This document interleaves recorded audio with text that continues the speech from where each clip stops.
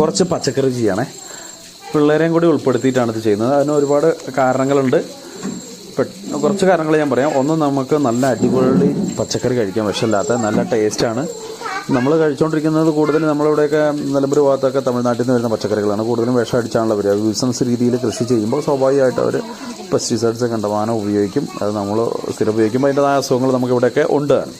അപ്പോൾ ഇങ്ങനെ ഒരു പുതിയൊരു കൾച്ചർ രൂപപ്പെടുത്തുക മക്കളിലൂടെയാണെന്നുണ്ടെങ്കിൽ. ഇപ്പം ഞാനിത് പിള്ളേരെ വെച്ച് ചെയ്യുമ്പോൾ ഒന്ന് ഇത് വളർന്നു വരുന്നതൊക്കെ ഇവർക്ക് ഇതൊരു ത്രില്ലോട് കൂടി തന്നെ അതിനെ ആസ്വദിക്കാൻ കഴിയും. മാത്രമല്ല മറ്റ് അവരുടെ കൂട്ടുകാരും ഒക്കെ വീട്ടിൽ എന്തെങ്കിലുമൊക്കെ ചെയ്യണമെന്ന് ആഗ്രഹിക്കും. മാത്രമല്ല സ്കൂളുകളിലൊക്കെ ഇപ്പോൾ തന്നെ പച്ചക്കറിയും കാര്യങ്ങളൊക്കെ വെച്ച് പഠിപ്പിക്കുന്നുണ്ട്. ഒരുപാട് പഴയ രീതിയിൽ നിന്ന് ഒരുപാട് ഇങ്ങനെയുള്ള കുറച്ച് കാര്യങ്ങൾ വളരെ പോസിറ്റീവായിട്ട് തന്നെയാണ് ഉള്ളത്.